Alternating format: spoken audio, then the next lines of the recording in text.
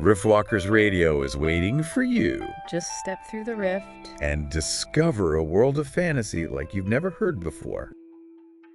All right, everyone, get ready for a deep dive. Today, we're going somewhere pretty unique, magic systems in fantasy writing. Sounds exciting. It is. Now, I know some of you might be thinking, hold on, I don't write fantasy. Why should I even care about this? But trust me on this one. This deep dive is absolutely packed with amazing insights about creativity, problem solving. These apply to pretty much anything. Absolutely. So we're using advice from fantasy author and editor Jed Hearn. Okay. Specifically from a YouTube video where he breaks down common mistakes that new writers make when they are crafting magic systems. Interesting. Yeah. Think of this as a masterclass in world building, but with a twist.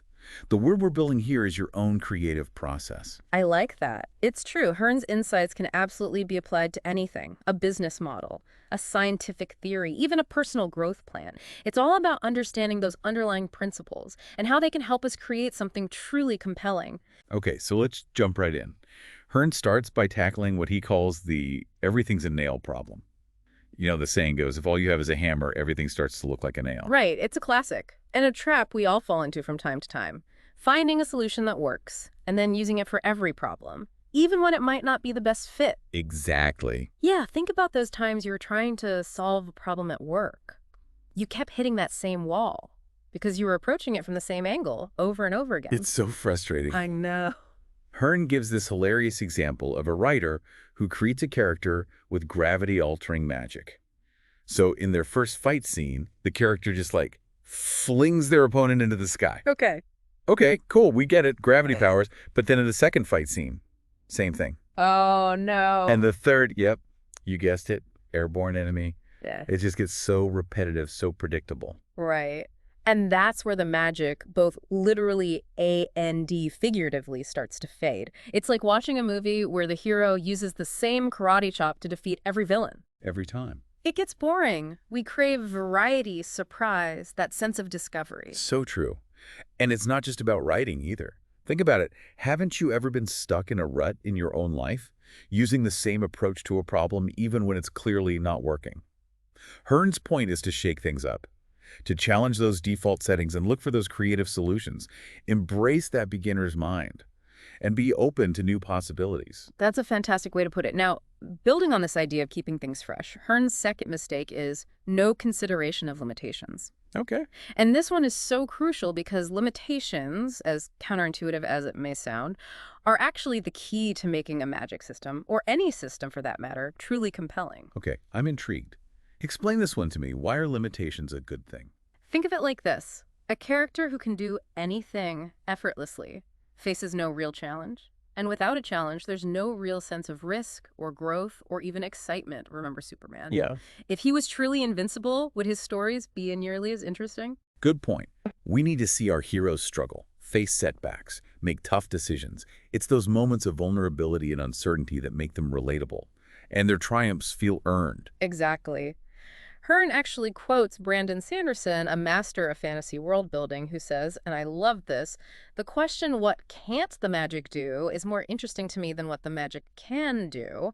It completely flips the script on how we think about power and possibility. Whoa.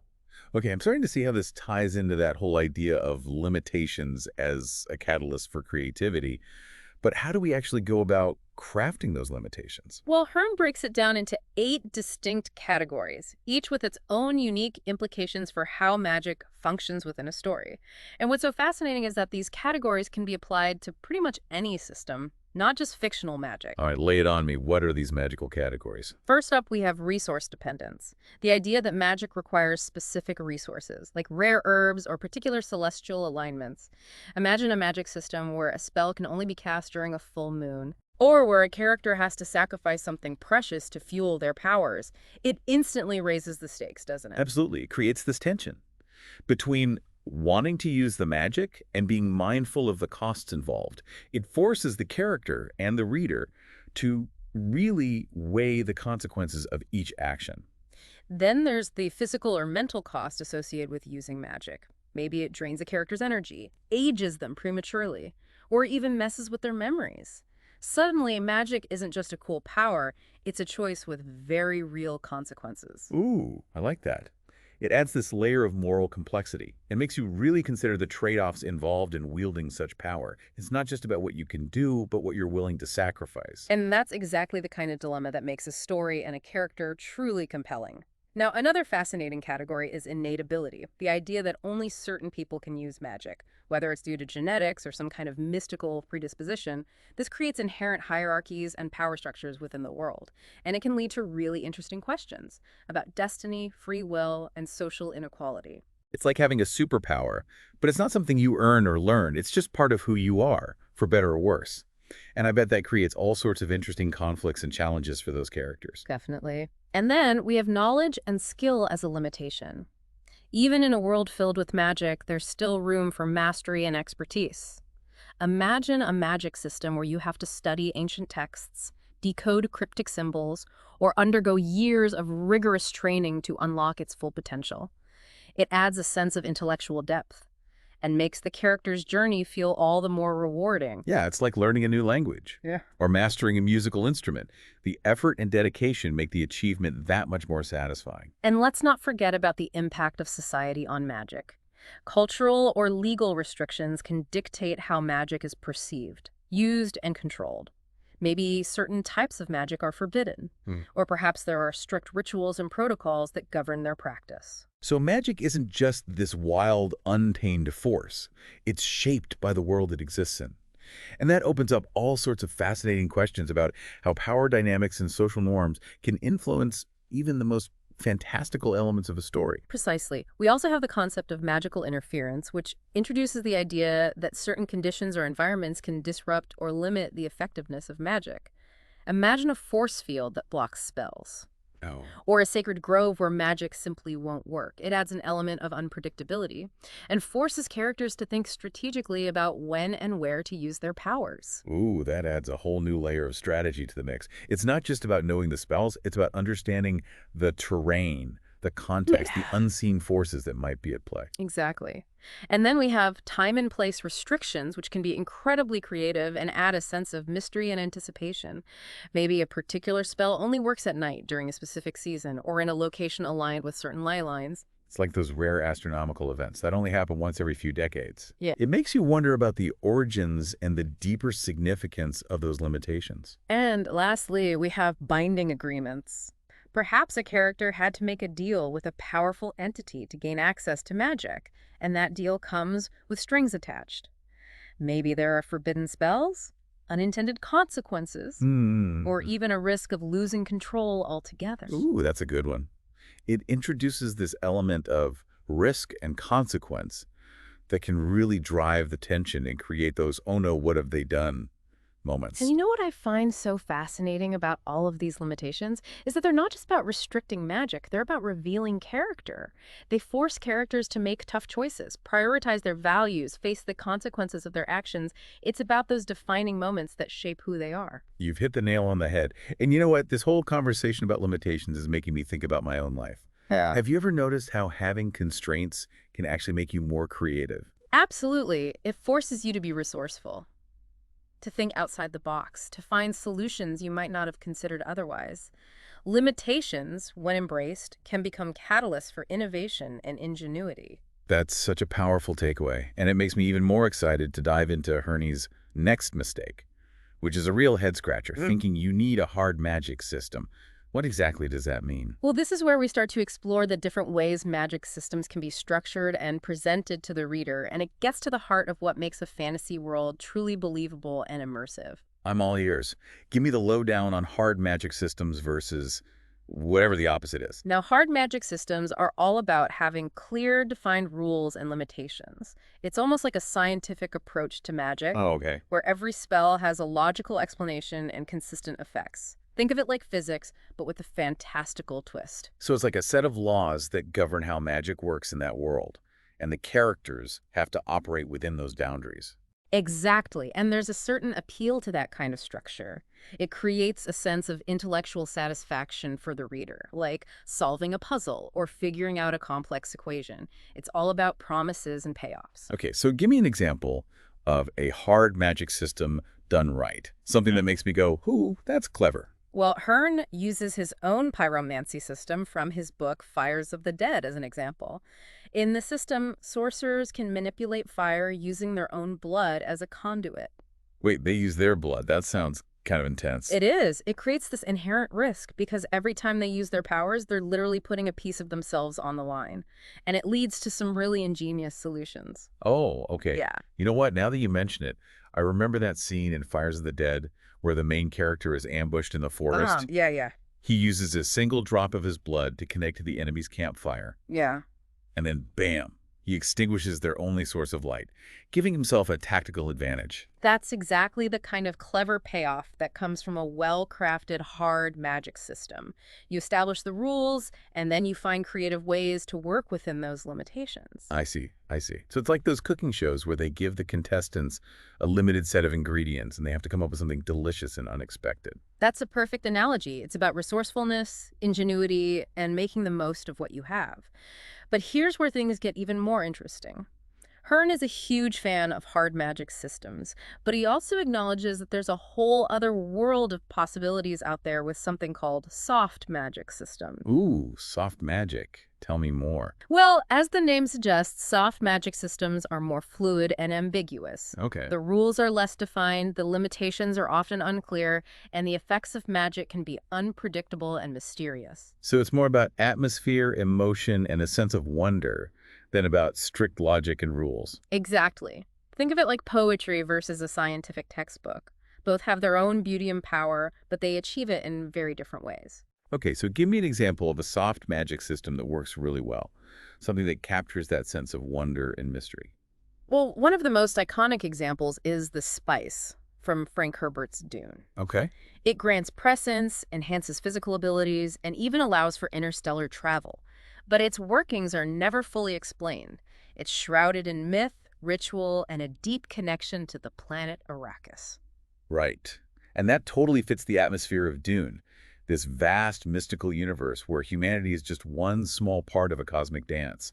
It wouldn't feel right if the spice was all neatly categorized and quantified. It needs that element of the unknown to feel truly powerful and awe-inspiring. Exactly. And then you have the concept of naming from Patrick Rothfuss's The Name of the Wind. It's this powerful magic based on knowing the true names of things.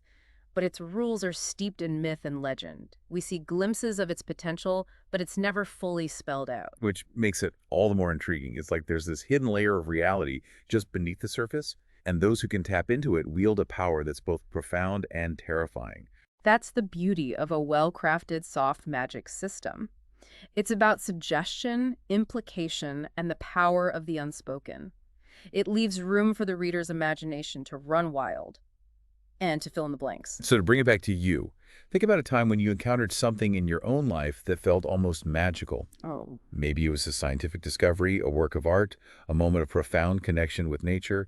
Did it feel more like hard magic, with a clear explanation and predictable outcomes, or more like soft magic, with a sense of wonder and mystery? It's fascinating to consider, isn't it, how different systems, both real and imagined, can evoke such distinct feelings and create such unique experiences. But the key takeaway here is that there's no right or wrong answer.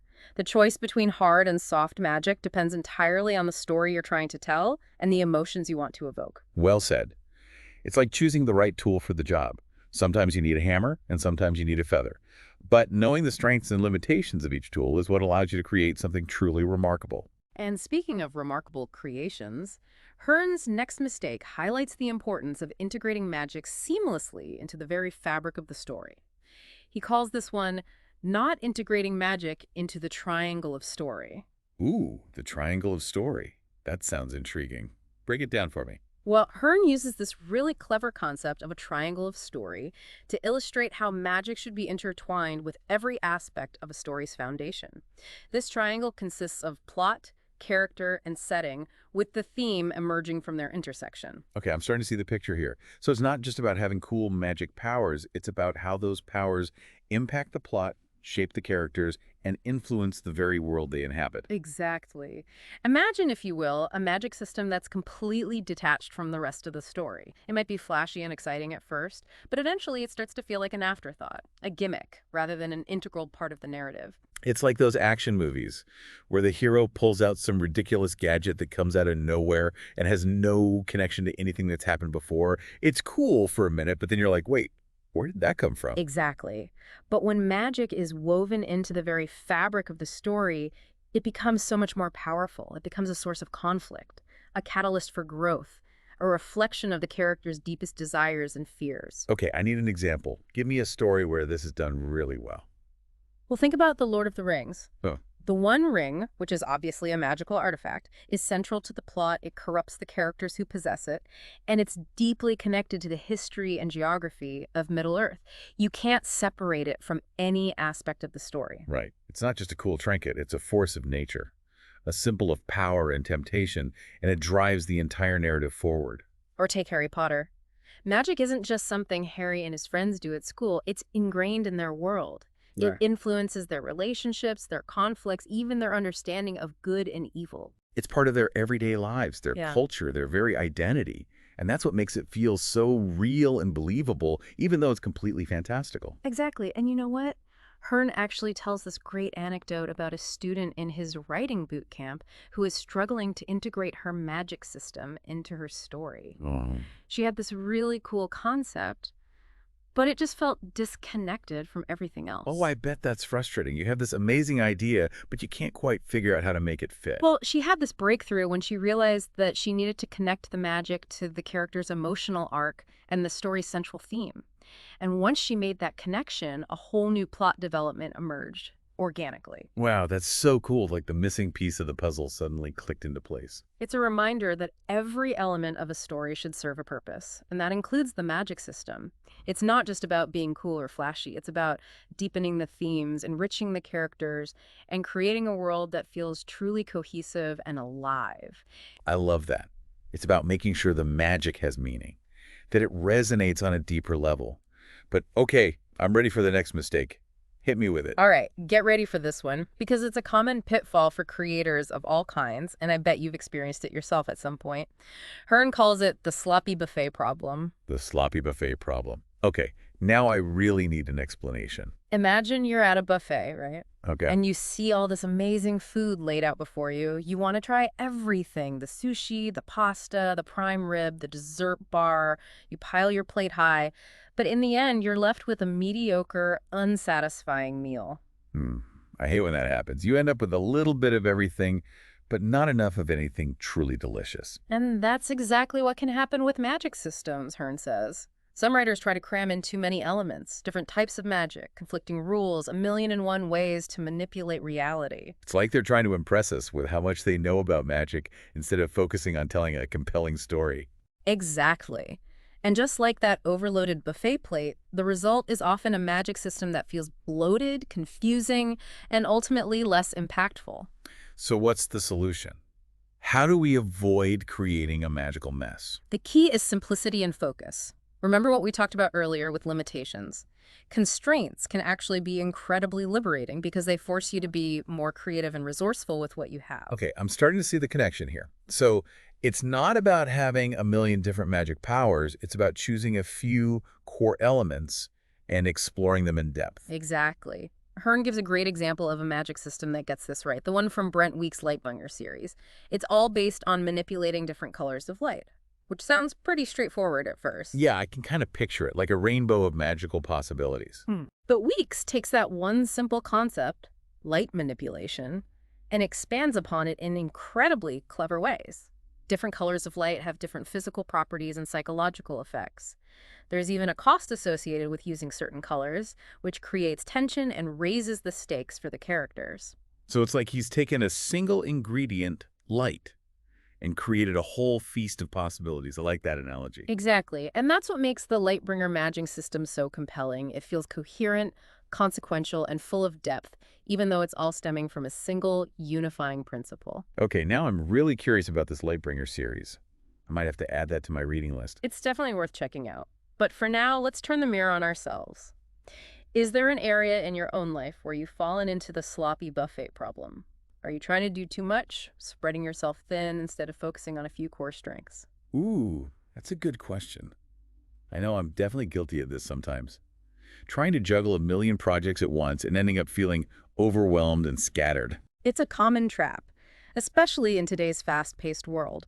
We're constantly bombarded with information and opportunities, and it's easy to feel like we need to do it all. But sometimes, the most effective approach is to step back, simplify, and focus on what truly matters. Okay, I'm feeling inspired to do some decluttering, both literally and figuratively. But before I get carried away, let's hear about Hearn's next mistake. This one tackles a common trope in fantasy, and it's something that can be really frustrating for readers. Instant mastery. Ah, yes. I know exactly what you're talking about. It's when a character discovers they have magical abilities and bam, they're suddenly a prodigy, Yeah. effortlessly casting spells and bending reality to their will. It's a tempting shortcut for writers because it gets the action moving quickly, but it often robs the character of their journey and the reader of the satisfaction of witnessing their growth. Right. It feels unearned, Yeah. like they haven't had to put in the work or face any real challenges. And honestly, it's kind of boring. Where's the suspense, the struggle, the triumph? Exactly. We connect with characters who have to work hard to achieve their goals. We want to see them sweat, stumble, and eventually overcome those obstacles through sheer grit and determination. It's the hero's journey. The transformation is just as important as the destination. So how do we avoid this pitfall? How do we make sure our character's mastery of magic feels earned and meaningful? Well, Hearn suggests a really clever technique.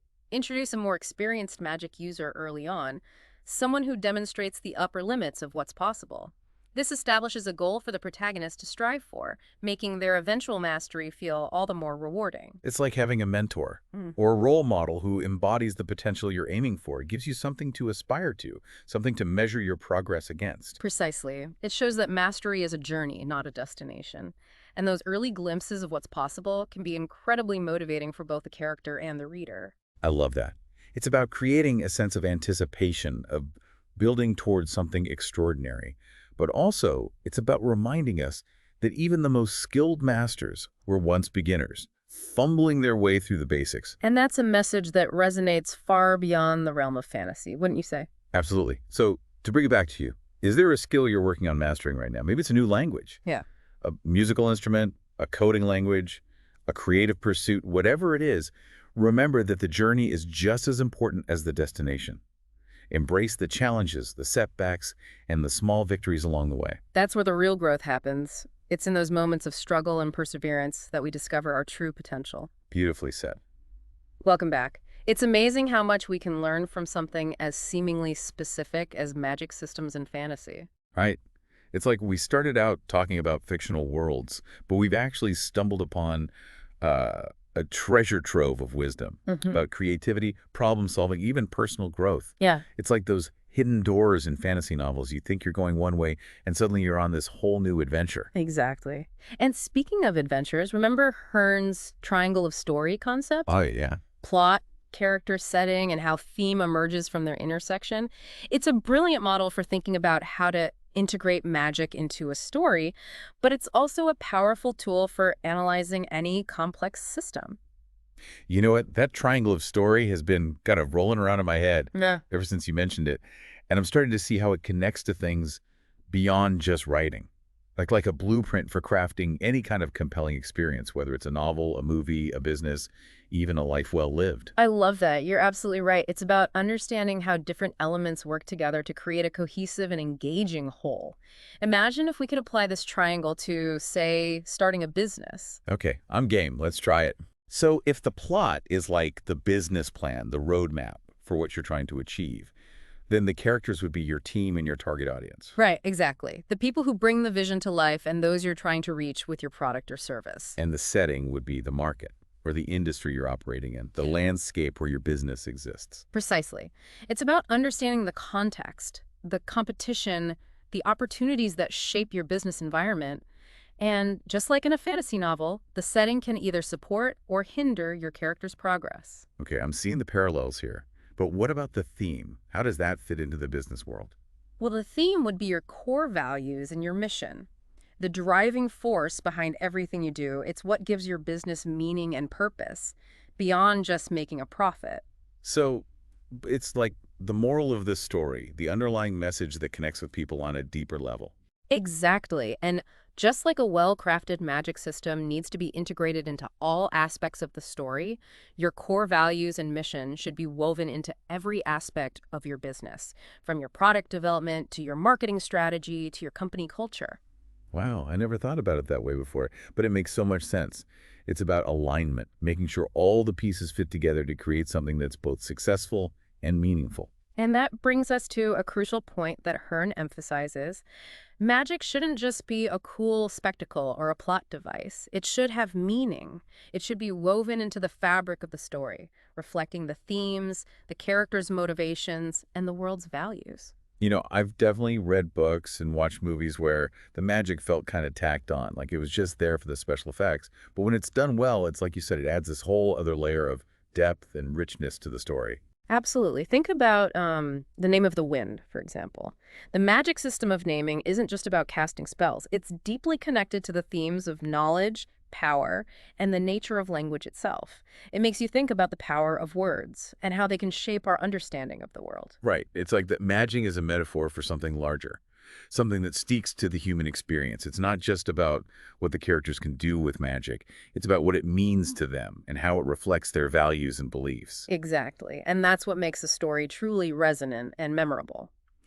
So, if we were to bring this back to our business analogy, it would mean that our business model, our marketing strategies, even our product design should all reflect our core values and mission. It's about aligning our actions with our beliefs. It's about walking the walk, not just talking the talk. It's about creating a business that stands for something, that makes a positive impact on the world. Beautifully said. It's about creating a system that is not just functional, but also meaningful. And that's a lesson we can all apply no matter what we're creating, whether it's a story, a business, a scientific theory, or even a way of life. It's funny. We started out talking about magic systems, but this conversation's really expanded my thinking about systems in general. It's like we've been given a new set of lenses through which to view the world. That's the power of exploring these seemingly niche topics.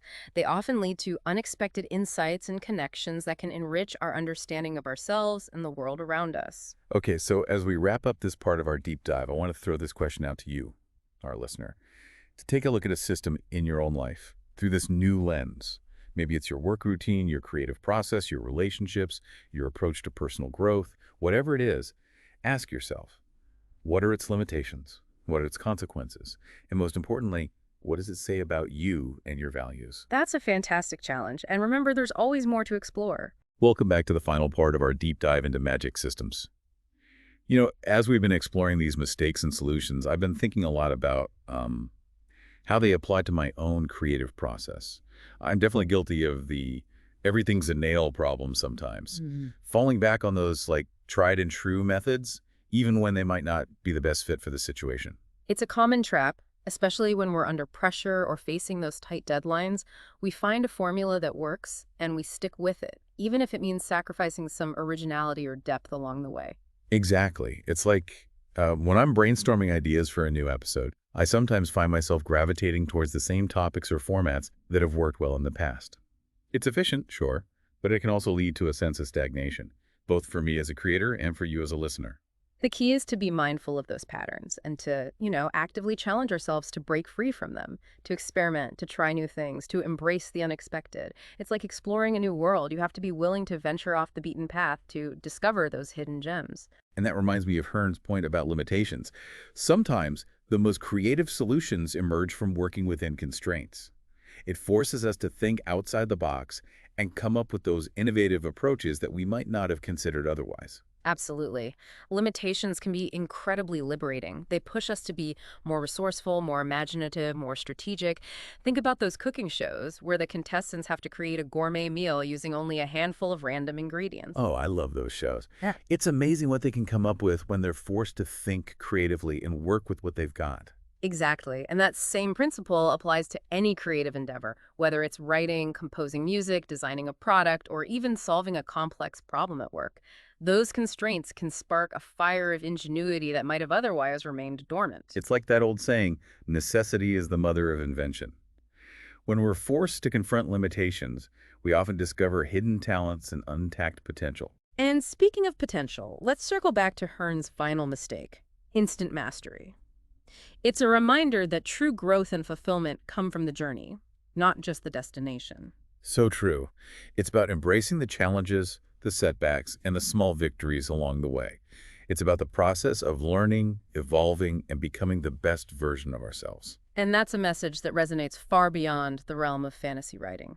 It's a message that applies to every aspect of our lives, from our personal relationships to our professional pursuits to our spiritual journeys. It's about recognizing that mastery is a lifelong pursuit, a journey of continuous learning and growth.